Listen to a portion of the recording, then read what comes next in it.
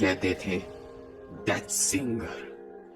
हमारी दुनिया अर्दोनिया एक विशाल भूमि है, कई विविध लोगों के लिए, अजीब जीवों के लिए और खतरनाक राक्षसों के लिए। यहाँ विश्वासघाती रेगिस्तानों की रेत के नीचे, घने जंगलों की छाया के बीच छिपे हुए और उत्तर के प्राचीन पहाड़ों के भीतर जमे हुए रहस्य हैं, जो सदियों से हमारी समझ से बाहर है। हालांकि इनमें से कुछ रहस्यों ने अर्दोनी प्रजाति जैसे आकर्षण को आकर्षित किया है, जिसके लिए भूमि का नाम साझा किया गया है। अर्दोनी के पास सॉन्ग्स के रूप में जानी जाने वाली महान शक्तियों को चलाने की अनंतिम क्षमता है। इन शक्तियों में से सबसे मजबूत को प्राइम सॉन्ग्स के रूप में संदर्भित किया गया था और अर्दोनी के लिए स्वतंत्र रूप से चलाने के लिए बहुत शक्तिशाली समझा गया था। इस प्रकार वे 4 अर्दोनी कुलों के स्वामी को शांति और एकता के प्रतीक के रूप में दिए गए। इस वजह से फूलों को एक बड़े खतरे के लिए अंधा कर दिया गया था।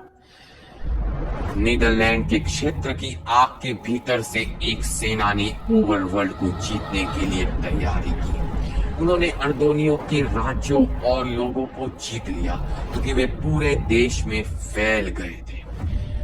एंडरनाइट्स इन अंधेरे समय के दौरान लंबे समय से ओवरवर्ल्ड के संरक्षक रहे हैं। 2 विरोधी क्षेत्र अकल्पनीय शक्ति के प्रकोप से भिड़ गए।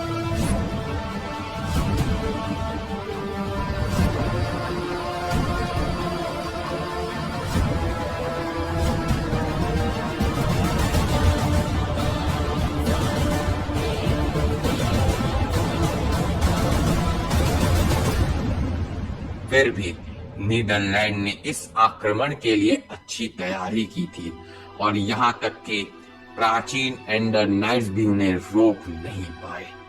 जीत की कोई अन्य आशा न होने के कारण राज्यों ने अर्दोनी को प्रमुख गीतों को चलाने के लिए बुलाया। इस इच्छा से कुलों ने सहमति व्यक्त की और यह निर्धारित करने के लिए एक टूर्नामेंट आयोजित किया कि कौन सा अर्दोनी उनका चैंपियन बनेगा और सभी 4 प्रमुख गीतों को संचालन करेगा। एक लगातार चालाक और शक्तिशाली बाकी के ऊपर उठ गया। चैंपियन मिल गया था। जब प्रधान गीतों के साथ प्रस्तुत किया गया तो उन्होंने खुद को लंबे समय से भूले हुए और खूंखार वोल्टारिस कबीले के इनग्रेसस नेता के रूप में प्रकट किया। नाराज स्वामी ने इनग्रेसस को प्राइम सॉन्ग्स देने से इनकार कर दिया क्योंकि यह उनके द्वारा इस तरह की शक्ति के दुरुपयोग के कारण था कि उन्हें बहुत पहले ही निर्वासित कर दिया गया था।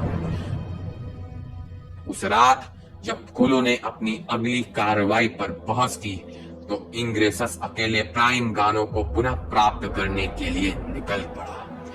एक एक करके उसने कल्तारिस, सेंडारिस और मिंडोरिस कबीले के आकाओं को मार डाला।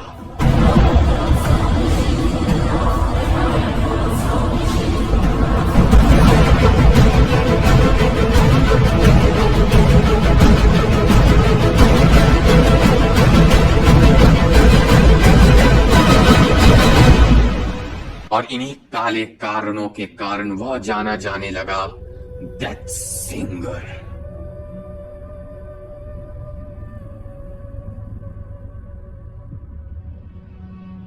चौथे और अंतिम मास्टर एगस नेस्टोरिस नरसंहार से बच गए और इस प्रकार अंतिम और सबसे शक्तिशाली प्राइम सॉन्ग्स की रक्षा की। अर्दोनी ने त्रासदी पर शोक व्यक्त किया।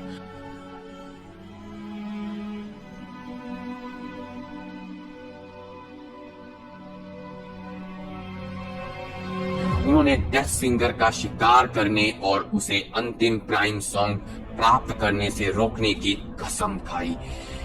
यह वह समय था जब वोल्टारिस कबीले निर्वासन से लौटे थे। हालांकि उनके समर्थन से भी वह जानता था कि वह बेजोड़ था। पूरे अर्दोनिया के साथ वह उसका दुश्मन मुड़ने के लिए केवल एक ही जगह थी। डेथसिंगर ने नीदरलैंड के राजा क्रोनोस से मुलाकात की और अब तक का सबसे शक्तिशाली गठबंधन बनाया और इस तरह शुरू हुआ महायुद्ध। एंडरनाइट्स ने किंग रेंडर के तहत रैली की और नीदरलैंड पर लड़ाई लड़ी। उन्होंने अपनी सेनाओं को फिर से इकट्ठा और अर्दोनी कुलों ने अपने पुराने गीतों का संचालन किया। दक्षिण से मैंगनोराइट्स आए थे, पश्चिम से फेनिनास, उसमें यह भी कहते हैं वह वहां था।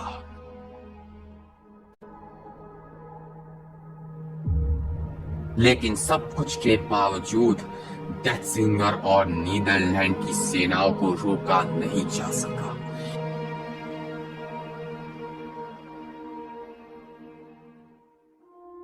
एक युवा अर्दोनी की लड़ाई में शामिल होने के बाद इस संघर्ष का रुख बदल गया। सॉन्ग्स के साथ कुशल अचिलियन नेस्टोरिस एकजुट होने और सेना को जीत की ओर ले जाने में सक्षम थे, जिससे उन्हें एक नाम मिला, टाइडिंगर। उनके नेतृत्व और एंडरनाइट बलों के साथ नीदरलैंड की सेना को वापस नीदरलैंड में पीछे हटने के लिए मजबूर होना पड़ा।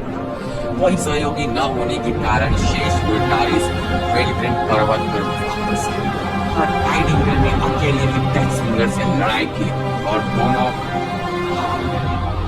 एक बार फिर महान युद्ध के अंत का संकेत देने वाले प्रमुख गीतों को पुनः प्राप्त किया गया और कुलों के बीच वितरित कर दिया गया। अर्दोनिया में शांति बहाल हुई और पुनर्निर्माण और उपचार का समय शुरू हुआ।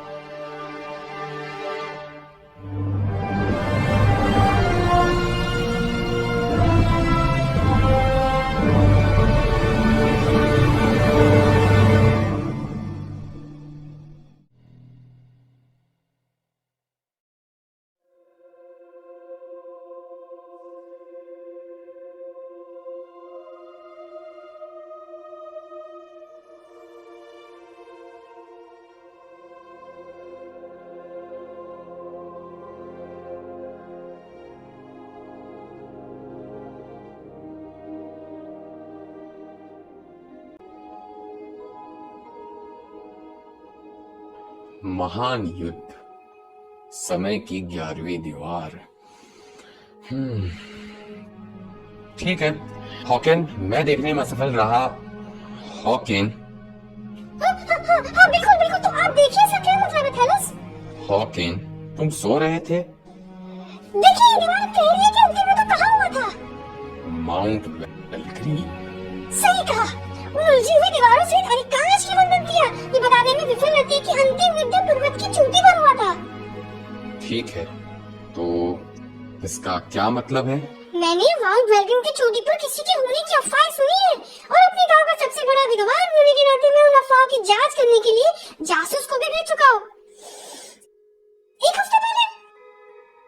और उनका क्या कहना था? कोई नहीं लौटा। आपको ऐसा क्यों लगता है? मेरा मतलब था कि कौन है वहाँ? वोल्टारिस। तुमको लगता है कि वोल्टारिस माउंट वेलग्रीन पर है? बिल्कुल, मुझे पता है कि जब से महान युद्ध समाप्त हुआ है तब से आप वोल्टारिस का शिकार कर रहे हैं, इसलिए मैं आपको इसके बारे में सूचित करने के लिए यहाँ आया हूँ। कई साल हो गए जब मैंने वोल्टारिस की राह खो दी। ये माउंट वेलग्रीन पहाड़ चढ़ना और मुझे खुद देखना है। हालांकि मैं कोई इतिहास लेखक नहीं हूँ, मगर मुझे भी आपके साथ जाना है और मुझे भी उठती अफवाह को सच करना है और उन भेजे हुए जासूसों का भी पता लगाना है जो मैंने भेजा था वो तक आए ही नहीं। और हमें एक मौका भी मिल सकता है वोल्टारिस का सामना करने का, और क्या जाने के आगे क्या खतरा होगा। डरिए मत, क्योंकि मैं लड़ने के लिए तैयार हूँ। Oh no! ओके, कहाँ गई? मेरे पास एक हथियार था, ये रहा। बहुत अच्छा, तो फिर चलो, मगर इसकी संभावना ज्यादा है कि हम गलत साबित होंगे।